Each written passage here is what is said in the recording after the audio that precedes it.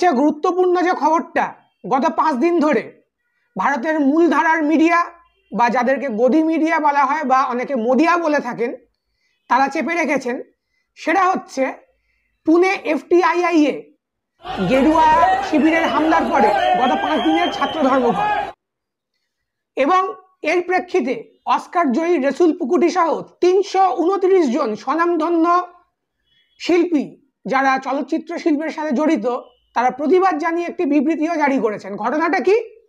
ঘটনাটা হচ্ছে গত 23শে জানুয়ারি অর্থাৎ 22শে জানুয়ারি রাম মন্দির উদ্বোধন হওয়ার ঠিক পরের দিন নেতাজি সুভাষচন্দ্র বসুর জন্মদিনে এফটিআইআই এর ছাত্ররা তারা ক্যাম্পাসে বিখ্যাত একটি তথ্যচিত্র রামকে নাম, যেটি আনন্দ পাটবর্ধন তৈরি করেছিলেন, সেই তথ্যচিত্রটি প্রদর্শন করতে চান এবং সেখানে একদল গেরুয়া ঝান্ডাধারী মানুষ এসে বহিরাগতরা এসে হামলা চালায়, ছাত্রদেরকে বেধড়ক মারধর করে।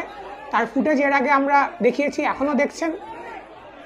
তো এই ঘটনার পরে ছাত্ররা যখন থানায় যায় তখন ছাত্রদের অভিযোগ যে এফআইআর নেওয়া হয়নি, পুলিশ মেডিকেল করেনি এবং কর্তৃপক্ষ থেকেও কোনো সদুত্তর দেওয়া হয়নি। অর্থাৎ কর্তৃপক্ষের বিরুদ্ধে স্পষ্টভাবে পক্ষপাতিত্বের অভিযোগ করছেন ছাত্ররা এবং যার বিরুদ্ধে টানা 5 দিন ছাত্র ধর্মঘট চলছে।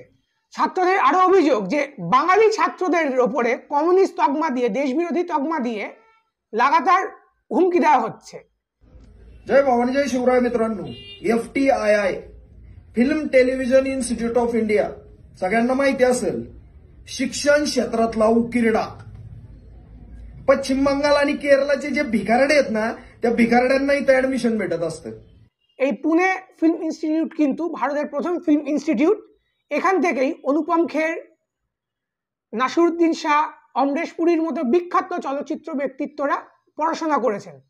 একবার ভেবে দেখুন, যদি এই রকম একটা ইনস্টিটিউশনে যেখানে শুধুমাত্র ওমপুরি, নাসিরুদ্দিন শাহ বা অনুপম খের এর মতো বিখ্যাত ব্যক্তিত্বরা নয়, এখনো পর্যন্ত আগামী দিনের জন্য বিখ্যাত চলচ্চিত্র শিল্পীদেরকে যে ইনস্টিটিউটটা যোগান দিয়ে চলেছে, সেখানে এরকম বহিরাগত গেরুয়া ঝান্ডাধারীদের হামলা মারধরের পরে যদি প্রশাসন এরকম নিষ্ক্রিয় থাকে, বরঞ্চ বলা ভালো পক্ষপাতিত্ব করে, তাহলে যেগুলো নন এলিট অর্থাৎ যে প্রতিষ্ঠানগুলো এতটা অভিজাত নয়, যেখানে মানুষের দৃষ্টি পড়ে না, যেখান থেকে অভিজাত মানুষরা উঠে আসছেন না, সেখানকার অবস্থা কি হতে পারে।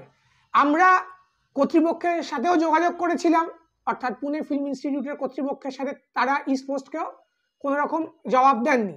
এক প্রকার মুখে কুলু পেটে তারা পক্ষপাতিত্ব দেখাচ্ছেন, যেটা ছাত্রদের অভিযোগ। আমরা এখন ফোন করলাম, আমরা আবার বলছি, আমাদেরকেও কোনো রকম তারা কোনো মতামত দেননি।